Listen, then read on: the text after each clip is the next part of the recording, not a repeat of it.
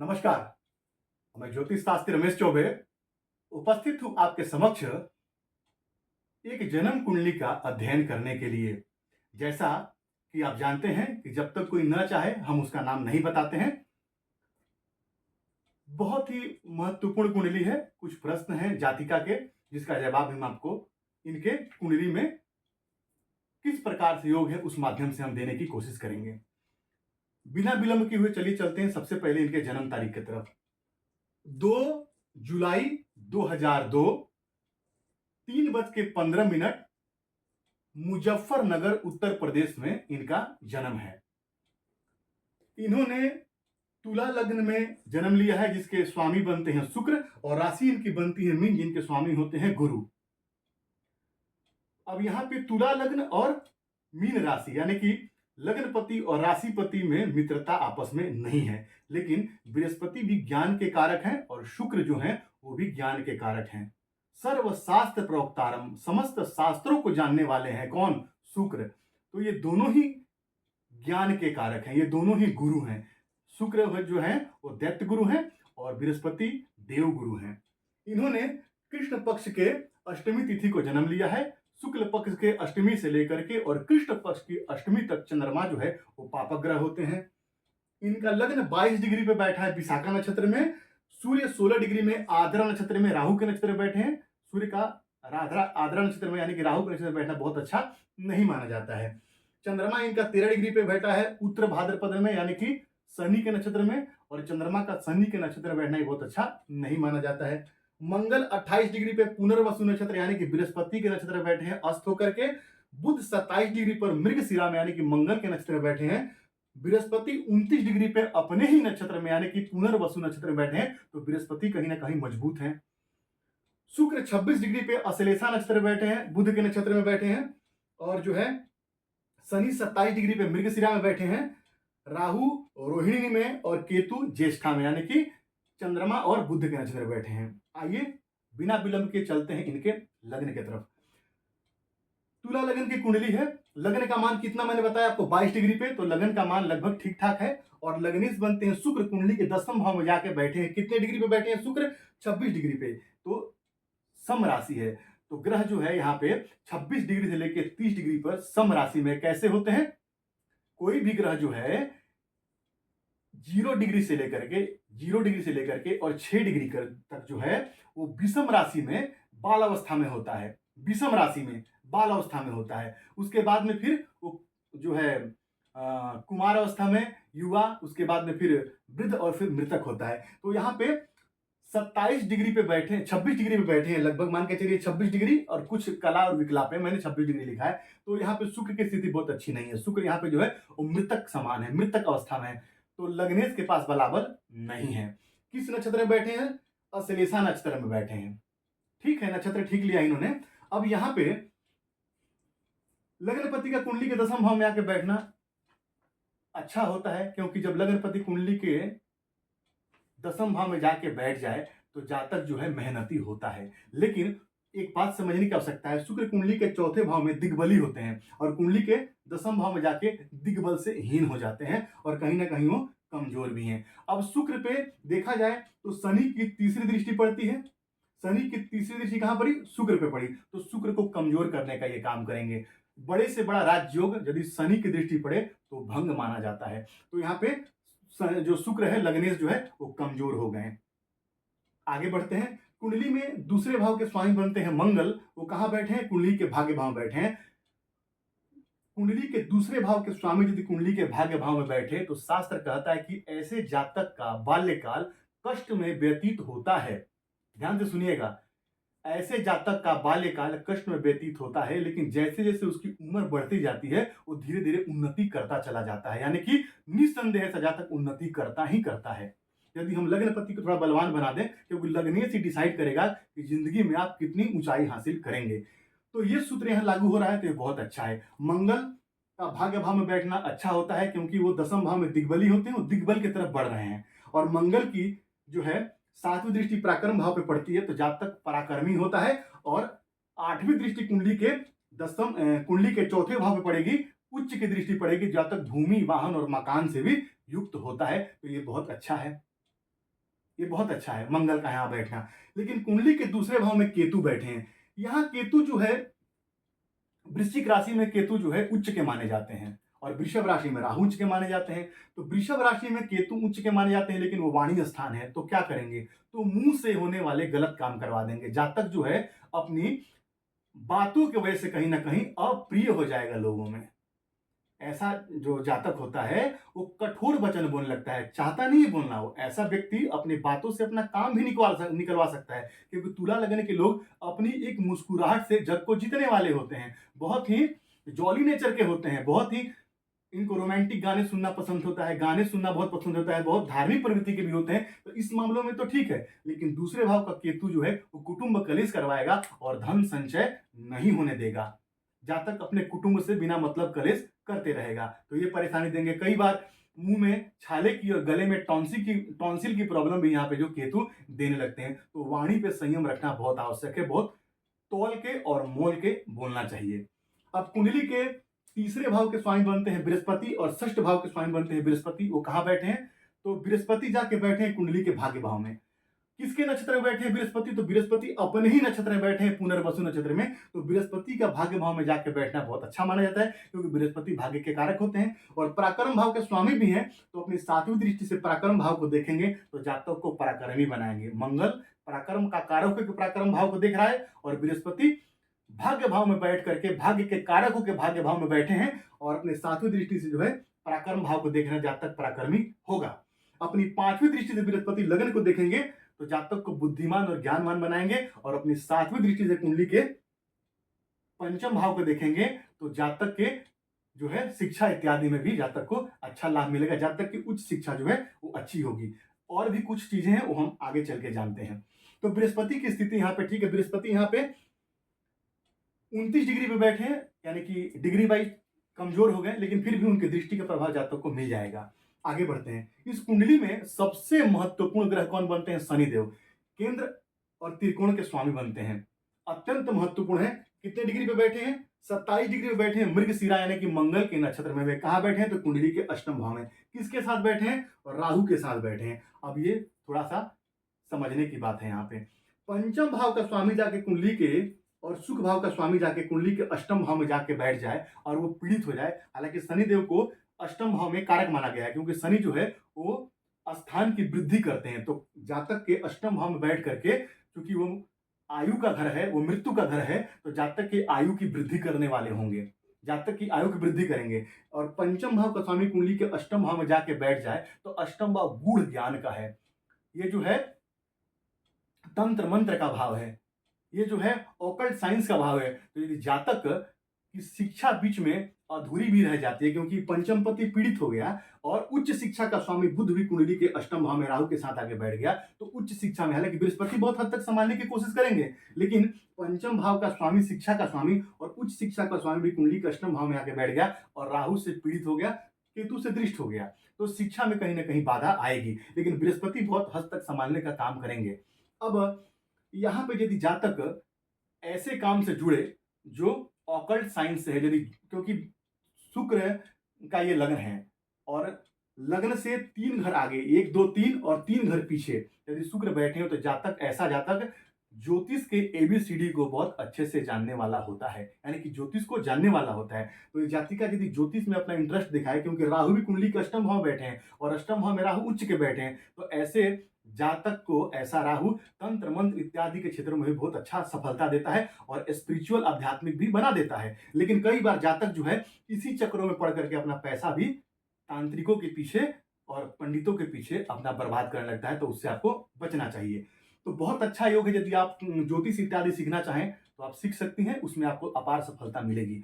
शनि का जाकर के अष्टम भाव में बैठ जाना राहु के साथ, इसको बोलते हैं हम श्रापित दोष, ये अच्छा नहीं है, ये जिंदगी में बहुत सारी प्रॉब्लम्स लेके आता है। और अष्टम भाव में जो है बैठे हुए राहु जो है वो विभिन्न प्रकार की समस्या देते हैं। यदि कुंडली के अष्टम भाव में वृषभ राशि बन जाए, मिथुन राशि बन जाए, कन्या राशि बन जाए, तो ऐसे जातक पेट के रोग से परेशान रहते हैं। पेट भारी भारी आना, कॉन्स्टिपेशन होना, माने विभिन्न प्रकार के पेट से संबंधित समस्या ऐसे जातक को होती रहती है, तो ये आपको झेलना पड़ेगा। ऊपर से राहु वहां बैठे हैं, यदि आपने बहुत ज्यादा, दूसरे भाव में बैठे हुए केतु आपको फास्ट फूड इत्यादि बहुत ज्यादा आपका उधर लगाव हो जाएगा और जहां आपने बाहर का खाना शुरू किया तो यहाँ पे राहु बैठ करके उदर जन्य रोग, गैस, पाचन की समस्या आपको देंगे और आप परेशान हो जाएंगी। तो इससे आपको बच के रहना है।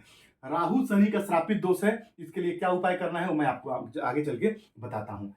केतु और राहु के बीच में सारे ग्रह बैठे हुए हैं। शनि एक साइड में बैठे हुए हैं, चंद्रमा एक साइड में बैठे हुए हैं और चंद्रमा जो है यहाँ पे वो चंद्रमा के दोनों तरफ कोई ग्रह नहीं है और चंद्रमा पे केतु की दृष्टि पड़ती है और चंद्रमा केमद्रुम दोष में है और चंद्रमा 13 डिग्री पे बैठे हैं उत्तरा भाद्रपद यानी कि शनि के नक्षत्र में। तो नक्षत्र भी इनको अच्छा नहीं मिला। केतु की 5वीं दृष्टि भी चंद्रमा पे पड़ी और चंद्रमा जो है केमद्रुम दोष में है।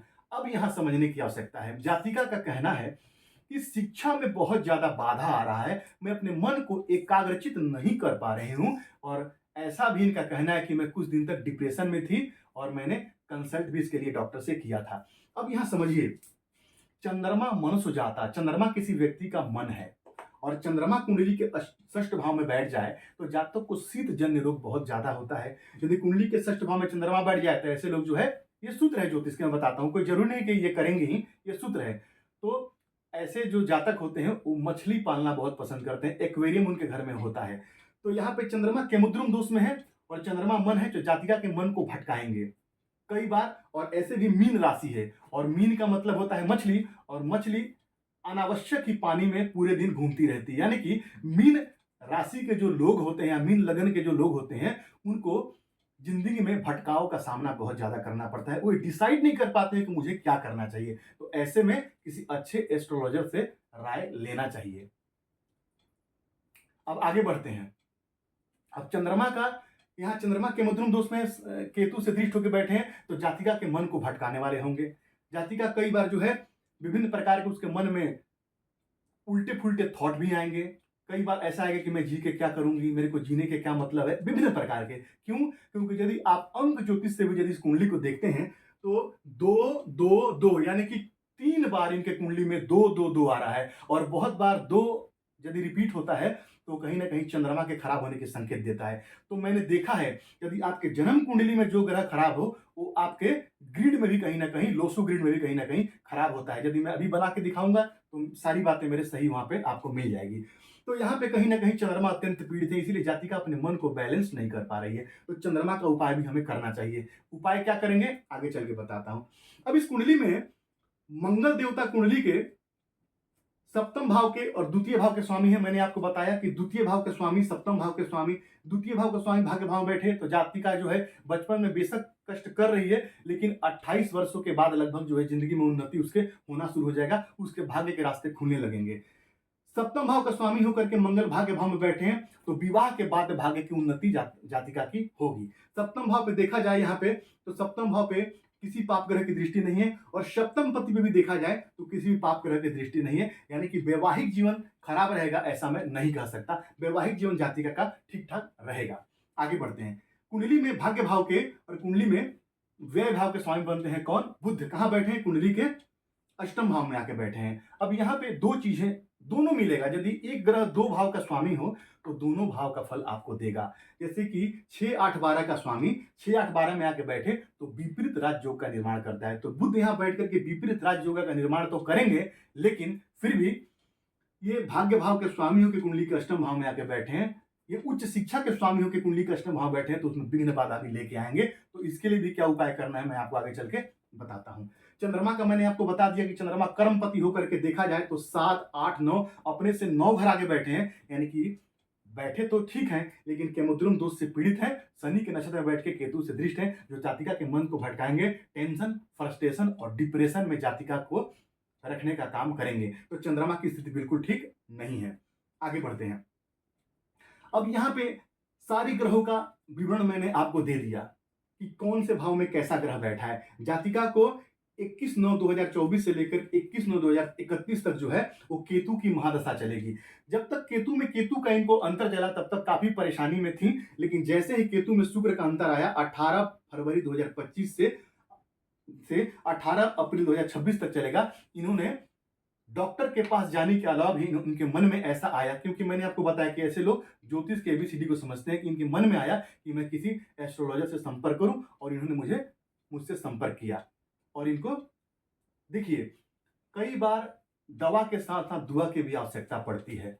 तो यदि आप दवा के साथ साथ दुआ भी लेके चलें, दुआ के साथ दवा लेके चलें, तो आपका काम शीघ्रता से होता है। तो इनको कुछ उपाय मैंने बताए थे, वो मैं आपको आपको ही बताऊँगा मैंने इनको क्या-क्या उपाय बताया था। अब एक बार षडबल में देखिए, तो षडबल में सूर्य हमने सूर्य की चर्चा नहीं की। सूर्य यहाँ पे लाभ भाव के स्वामी होकर के और भाग्य भाव में बैठे हैं।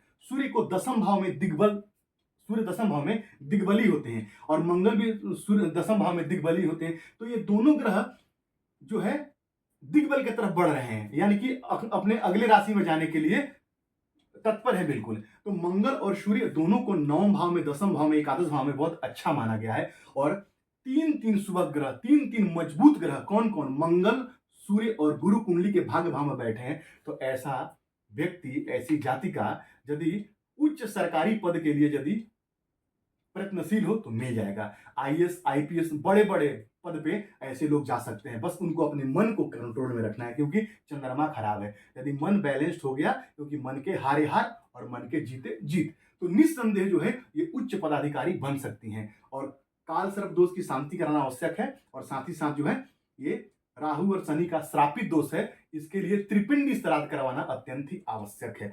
सूर्य देखा जाए तो सबसे बली है, लाभ भाव के स्वामियों के भाग्य में बैठे, यानी कि जातक के भाग्य में ही लाभ है, बहुत बहुत अच्छा है। और चंद्रमा के पास 4 अंक है। मंगल देखिए, पहले सूर्य मजबूत षडबल में, फिर मंगल मजबूत है, उसके बाद में देखा जाए तो बृहस्पति मजबूत है। यानी कि तीनों जो ग्रह होने चाहिए सरकारी नौकरी के लिए मजबूत, वो इस कुंडली में है। तो जाति का यदि बिल्कुल मेहनत करे और मेहनत करके और यदि आगे बढ़ने की कोशिश करे, तो निस्संदेह ऐसी जाति का जो है एक उच्च पद प्राप्त कर सकती है। अब यहाँ पे नवमांश कुंडली में ग्रहों की स्थिति देखा जाए तो देखिए, पराक्रम भाव में मंगल और जो बृहस्पति बैठे हैं, बहुत बढ़िया है। यहाँ भी पराक्रम भाव को देख रहे हैं, पराक्रम भाव में बैठ के, और भाग्य भाव को बृहस्पति अपने घर को देख रहे हैं, जो अत्यंत श्रेष्ठ है।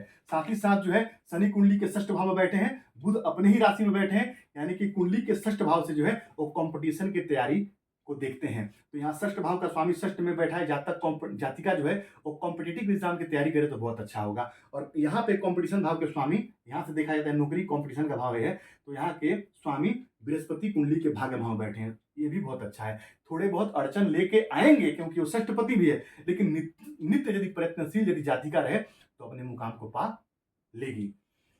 बाकी यहाँ देखा जाए तो सूर्य एकादश भाव में बैठे हैं, सूर्य के एकादश भाव में बैठना बहुत अच्छा होता है। और शुक्र भी यहाँ पे जो देखा जाए तो कहाँ बैठे हैं? कुंडली के एकादश भाव में। मंगल लग्नपति होकर के तीसरे भाव बैठे हैं, थोड़ा परिश्रम तो कराएंगे, लेकिन रिजल्ट निस्संदेह देंगे, तो प्रयत्नशील आपको हो जाना चाहिए।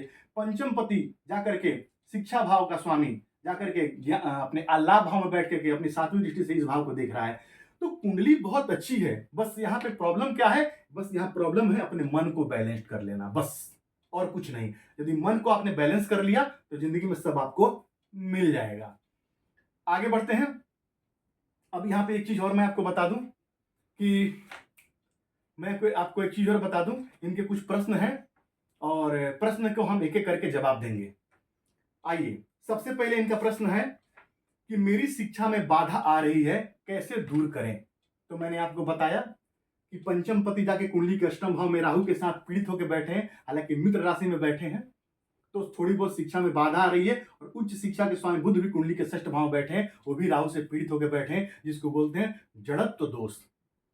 जब बुध राहु के साथ हो, बुध शनि के साथ हो, क्योंकि बुध एक बालक ग्रह हैं और दो पाप ग्रह के साथ बैठे हैं, तो ऐसे जो व्यक्ति होते हैं वो अनावश्यक बहुत लोगों को ज्ञान दे देंगे, लेकिन जब मेन बोलने की बारी आती है तो उनको समझ में नहीं आता मुझे क्या बोलना है, और बाद में इस बात को रियलाइज करते हैं कि उसको मुझे ये जवाब देता, उसको मैं ये जवाब देती तो ज्यादा अच्छा था।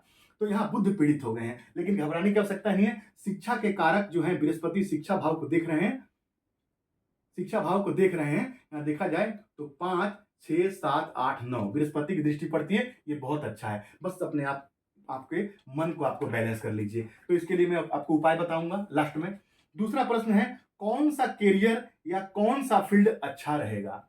2 फील्ड मैंने बताया, एक मैंने बोला है तो ऑकल्ट साइंस से जुड़ जाइए, ज्योतिष के क्षेत्र में आ जाइए, अच्छा ज्योतिषी बन सकती हैं, क्योंकि भाग्य भाव में बैठे बृहस्पति भी अच्छे ज्योतिष बनाते हैं। ऐसे लोग यदि किसी को कुछ कह दें तो उनकी बात सत्य हो जाती है, तो बहुत अच्छा है। और अष्टम भाव में शनि राहु की युति भी जातक को स्पिरिचुअल और आध्यात्मिक बनाती है, तो आप ज्योतिष के क्षेत्र में आ सकती हैं। दूसरा, आप चाहें तो कॉम्पिटिटिव एग्जाम की तैयारी कर करके और जो है सरकारी नौकरी के लिए ट्राई कर सकते हैं। कोई जरूरी नहीं कि सबसे पहले आप आईएएस आईपीएस के लिए तैयारी करें। आप तैयारी कीजिए, उसके साथ साथ और भी छोटे मोटे जो भी गवर्नमेंट जॉब के फॉर्म भरिए। मुझे लगता है, मुझे ऐसा दिखाई दे रहा है कि आप सफलता उसमें प्राप्त कर जाएंगे, क्योंकि यहाँ भी सूर्य, वहां भी सूर्य और मंगल गुरु तीनों बहुत अच्छे स्थिति में मुझे दिखाई दे रहे हैं। तो यदि आप प्रयत्न करेंगे तो निस्संदेह सफलता की कदम चूमेगी। आगे बढ़ते हैं। मेरा मन उलझन में रहता है, कभी एक चीज में टिकता नहीं है, उपाय बताएं। मैंने आपको बताया, मन के कारक चंद्रमा के मुद्रुम दोष में है, शनि के नक्षत्र में बैठे हैं, केतु से दृष्ट हैं, इसीलिए आपका मन कहीं ना कहीं भटकता है। और मन को यदि आपने साध लिया तो जो भी आपकी इच्छाएं हैं वो आप उसको पूरी कर सकती हैं। उपाय में अंत में बताता हूं। मेरा भविष्य कैसा रहेगा? नाम, पैसा, सुख, शांति। पैसा, कुंडली के धन भाव का स्वामी भाग्य में बैठा है और कुंडली का लाभ का स्वामी भी आकर कुंडली के भाग्य भाव बैठा है, यानी कि आपके भाग्य में पैसा तो है ही, बस आप उसको प्राप्त करने के लिए प्रयत्न कीजिए। आगे मैं एक सूत्र और आपको बताता हूं, बहुत अच्छा, इनका प्रश्न भी है। तो धन भाव का स्वामी और लाभ भाव का स्वामी एक ही साथ बैठे हैं, बहुत अच्छा है, ये धन के मामले में बहुत बढ़िया है। यदि आप प्रयत्नशील रहेंगे तो निस्संदेह आप एक दिन जो आप चाहती हैं आपको मिल जाएगा, धनवान आप बन जाएंगी। क्योंकि लग्नों में 3 लग्न को मैं सबसे श्रेष्ठ मानता हूं, तुला लग्न, मिथुन लग्न और कुंभ लग्न। वायु तत्व का लग्न है, बहुत श्रेष्ठ है। ऐसे जातक जिंदगी में थोड़ा भी मेहनत करें, क्योंकि शनि जो है यहाँ पे मुख्य ग्रह है। और शनि कौन है? शनि जो है कर्म फलदाता है। जितना आप कर्मठ होकर कर्म करेंगी, आपको चीजें बेशक थोड़ा लेट मिलेगी, लेकिन मिलेगा जरूर। आपको जो चाहेंगी आपको जरूर मिलेगा, लेकिन मेहनत किए बिना शनि आपको कुछ देंगे नहीं, तो मेहनत आपको करना पड़ेगा। आगे बढ़ते हैं। मेरी 2 दिशाओं में इच्छा है, मैथ, फिजिक्स, साइंस, और दूसरी मैं आईएएस बनना चाहती हूँ। आईएएस के लिए मैंने आपको बताया कि कुंडली बहुत अच्छी है, सरकारी नौकरी के लिए, एडमिनिस्ट्रेटिव जॉब के लिए कुंडली बहुत अच्छी है। और मैथ, साइंस इत्यादि में यदि मैं कहूँ आपको, तो आप उधर न जा करके, जो आप साइंस की तरफ जाना चाहती हैं उधर न जा करके, यदि आप नॉर्मल बीए भी करती हैं और बीए करके यदि आप चाहती हैं कि मैं कॉम्पिटिटिव एग्जाम की तैयारी करके और जो है उच्च अधिकारी के लिए एग्जाम दूं, तो आप दीजिए, सरकारी नौकरी आपको मिलने के पूरे पूरे चांसेस मुझे दिखाई दे रहे हैं। बाकी आपके मेहनत पे डिपेंड करता है। और दूसरा फील्ड मैंने आपको बताया, ज्योतिष का क्षेत्र भी आपके लिए बढ़िया रहेगा। आगे बढ़ते हैं। एक महत्वपूर्ण प्रश्न, अंतिम प्रश्न इनका क्या है? भगवान ने मुझे किस कार्य को सिद्ध करने के लिए भेजा है? किस कार्य में मेरी मुक्ति का मार्ग खुलेगा? अब ये अत्यंत महत्वपूर्ण प्रश्न है कि हम इस पृथ्वी पे किस लिए आए हैं। अब यहाँ पे मेरी 2 बातों को आप ध्यान दीजिएगा। धन का मालिक भाग्य में और लाभ का मालिक भाग्य में, ये बहुत अच्छा है। धनपति का और लाभपति का एक साथ कहीं भी कॉम्बिनेशन होना, और साथ में धन के कारक बृहस्पति का भी वहीं बैठ जाना, जातक, ऐसा जातक जो है वो धन अर्जन निस्संदेह करेगा। अब ये है क्या है? ये हमारा लग्न है। लग्न क्या है? अब लग्न का मालिक जो है ये धर्म, अर्थ, काम और मोक्ष। धर्म, अर्थ, काम और मोक्ष। धर्म, अर्थ। अब आपके यदि लग्न का स्वामी यदि पंचम में बैठे, आपके लग्न का स्वामी यदि भाग्य में बैठे, तो धर्म के काम करने के लिए आपका इस पृथ्वी पर जन्म हुआ है। लेकिन इनका जो लग्नपति है वो कहां बैठा है? धर्म, अर्थ, यानी कि अर्थ प्राप्ति में। यानी कि आपके जिंदगी का मुख्य उद्देश्य क्या है? अर्थ की प्राप्ति। और वो मैंने आपको कॉम्बिनेशन यहाँ पे दिखा दिया। तो आपके जीवन का मुख्य उद्देश्य ही क्या है? अर्थ की प्राप्ति। चाहे वो ज्योतिष का काम करके करें और चाहे जो है उच्च सरकारी पद प्राप्त करके करें। तो ये आपके अंतिम सवाल का जवाब था कि जैसे लग्नपति हमारा धर्म भाव में बैठे, अर्थ में बैठे, काम में बैठे, मोक्ष में बैठे, उसी हिसाब को, उसी को करने के लिए हम इस पृथ्वी पे आए हुए हैं। तो आप अर्थ उपार्जन करने के लिए इस पृथ्वी पे आई हुई हैं, तो आप उसके पीछे लग जाइए, निस्संदेह आपका काम बन जाएगा। अब क्या उपाय करना चाहिए, आइए उस पर चलते हैं। तो सबसे पहले इस कुंडली में पंचम भाव के स्वामी बनते हैं शनिदेव, और शनिदेव के इष्ट देवता कौन है? गुरुदेव कौन है? भोलेनाथ। और चंद्रमा आपकी कुंडली में ऐसे ही खराब है। नित्य नित्य शिवलिंग पे 1 लोटा जल और 1 बेलपत्र चढ़ाइए और 108 बार ओम नमः शिवाय मंत्र का जाप कीजिए। मीन राशि है, शनि की 7.5 का सेकंड फेज चल रहा है। आपको नित्य प्रातः काल जाकर के पीपल के पेड़ में रविवार को छोड़ करके 1 लोटा जल दीजिए, और शनिवार के दिन और अमावस्या के दिन सरसों के तेल का दीपक जलाइए, और उसके बाद हनुमान जी के दर्शन कीजिए। इससे आपको फायदा होगा। नित्य हनुमान चालीसा का पाठ कीजिए और शनि देव के बीज मंत्र का ओम प्राम प्रीम प्रौम सह शनै नमः इस मंत्र का 108 बार जाप कीजिए। शनि चालीसा का पाठ कीजिए। प्रत्येक सोमवार को पानी में जो है कच्चा दूध डाल करके स्नान कीजिए और पूर्णिमा के दिन चंद्रमा को कच्चे दूध का अर्घ प्रदान कीजिए। ओम सोम सोमाय नमः या ओम श्राम श्रीम श्रौम सह चंद्रमसे नमः, दोनों में से कोई एक मंत्र का नित्य शाम को 108 बार जाप कीजिए। चंद्रमा आपके अच्छे हो जाएंगे। माता का चरण छू के आशीर्वाद दीजिए, इससे भी चंद्रमा अच्छे होते हैं। और मां से अपने संबंध अच्छा रखिए, चंद्रमा आपका और खराब होते चला जाएगा। काल सर्प दोष की शांति कराइए और किसी नदी के तट पर जाकर के और त्रिपिंडी श्राद्ध करवाइए, इससे आपको फायदा होगा। नित्य जो है दुर्गा कवच का पाठ कीजिए, इससे आपको फायदा होगा। दुर्गा कवच का पाठ कीजिए और साथ ही साथ जो है भगवान गणेश को नित्य दुर्वा चढ़ाइए। कितना? 7 या 9 दुर्वा। और ओम गंग गणपति मंत्र का जाप कीजिए, इससे आपको लाभ होगा। भगवान गणेश के दर्शन कीजिए। उसके बाद में नित्य प्रातः काल उठ करके सूर्य भगवान को 1 लोटा जल दीजिए, ताकि आपको आत्मबल आपका मजबूत हो, क्योंकि आपका चंद्रमा मन है और सूर्य आत्मा है, तो आपका आत्मबल मजबूत होगा। आदित्य हृदय स्तोत्र का पाठ कीजिए, इससे आपको लाभ होगा। और चंद्रमा के लिए दो मुखी रुद्राक्ष जो है वो चंद्रमा का प्राण प्रतिष्ठा करा करके और अपने गले में धारण कीजिए। बृहस्पति के लिए कोई किसी प्रकार का रुद्राक्ष रत्न धारण करने की आवश्यकता नहीं। यदि आप चाहें तो शनि इस कुंडली में किसी भी भाव में बैठे हो, बस मंगल की राशि में यदि बैठे हो तो तात्कालिक मित्रता देखना है। आपके शनि जो कुंडली के अष्टम भाव में बैठे हैं, शुक्र की राशि में तात्कालिक मित्रता में है और मित्र के घर में बैठे हैं। आंख बंद करके आप कम से कम 8 कैरेट का एमेथिस्ट, जिसको जमुनिया बोलते हैं, वो अपने बाएं हाथ के मध्यमा अंगुली में धारण कीजिए, आपको फायदा होगा। एक ओपल धारण कीजिए कम से कम 8-9 रत्ती का या 9-10 रत्ती का। कहां? तो अपने दाहिने हाथ के इंडेक्स फिंगर में, तो आपका शुक्र मजबूत हो जाएगा। नित्य जो है मां लक्ष्मी की आराधना करने से भी शुक्र कुंडली में अच्छे हो जाते हैं। तो मां लक्ष्मी को गुलाब का फूल चढ़ाइए, शुक्र आपके अच्छे हो जाएंगे। और इसके अलावा अच्छा से बढ़िया क्वालिटी का परफ्यूम लगाइए और प्रत्येक शुक्रवार को जो है पानी में कपूर मसल के स्नान कीजिए, शुक्र आपके अच्छे हो जाएंगे। साथ ही साथ जो है राहु को ठीक करने के लिए हम हमेशा केतु का सहारा लेते हैं। तो केतु दूसरे भाव में बैठे हैं, तो एक कैट साई बना करके कम से कम 5-6 कैरेट का और अपने बाएं हाथ के सबसे छोटी उंगली में शनिवार के दिन धारण कीजिए, इससे आपको लाभ होगा। तो जितने भी मैंने उपाय बताए इसको करिए, निस्संदेह आपको फायदा होगा। जितना गणेश जी की पूजा करेंगे, जितना शिव जी की पूजा करेंगे, जितना गणेश भगवान के मंत्रों का जाप करेंगे, शिव जी के मंत्रों का जाप करेंगे, शिव सहस्त्र नाम का जाप करेंगे, रुद्राष्टकम का पाठ करेंगे, शिव पंचाक्षर स्तोत्र का पाठ करेंगे, उतना ही आपको फायदा होगा। और अभी हनुमान जी के शरण में भी रहिए। यदि आप कर सकती हैं तो प्रत्येक शनिवार को सुंदरकांड का पाठ भी कीजिए, इससे शनि की साढ़ेसाती का प्रभाव आप पे कम पड़ेगा। तो ये था इनके जन्म कुंडली का विश्लेषण। यदि आपको भी कुछ कहना है तो कमेंट बॉक्स में आके कह सकते हैं।